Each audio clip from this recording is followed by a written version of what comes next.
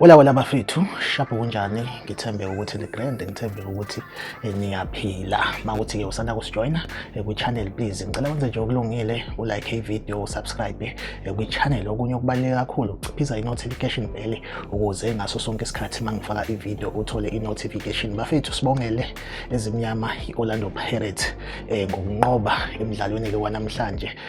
Kuvulwa nje isizini i-Orlando Pirates ke isiregister i-win yokuqala. Njengamanje ke bafethu ngizoyigoqa ngizokuvezela ke amagoli ashawe i-Orlando Pirates. Igoli lokuqala nanti liyadlala ngemumva, igoli elimnandi kakhulu, kube i-deflection bekade kuyi-free kick yakhe u-Oswin Apolisi yamshiya imile goalkeeper njengoba ke silibona igoli. Then ke bafethu ke igoli lesibili lishawe uTsebang Moremi, igoli elimnandi kakhulu from uTsebang Moremi, ukudribula nje ugoalkeeper emaqede ibhola ulishaye ngemumva komdlalo obusubona ukuthi engathi uzozama ukusave lelo bhola. Bafethu ngibonga ukuthi ningenele kwi-video nayibuka, ngithembe ukuthi nizoyilike i-video, ni-subscribe ku channel. Emidlalweni we-Kaizer Chiefs ngizobe futhi ngikhona ngikuvezela ke ama-goals clip. Umdlalo usephakathi bafethu, ngixolise nje ngegoli likaTsebang Moremi ukuthi ngilibambe sekuyi-slow motion, kodwa ke inhloso yami ukuthi ngikuvezele ukuthi ke amagoli angele kanjani mawukuthi ke mhlambe ubungekho eduze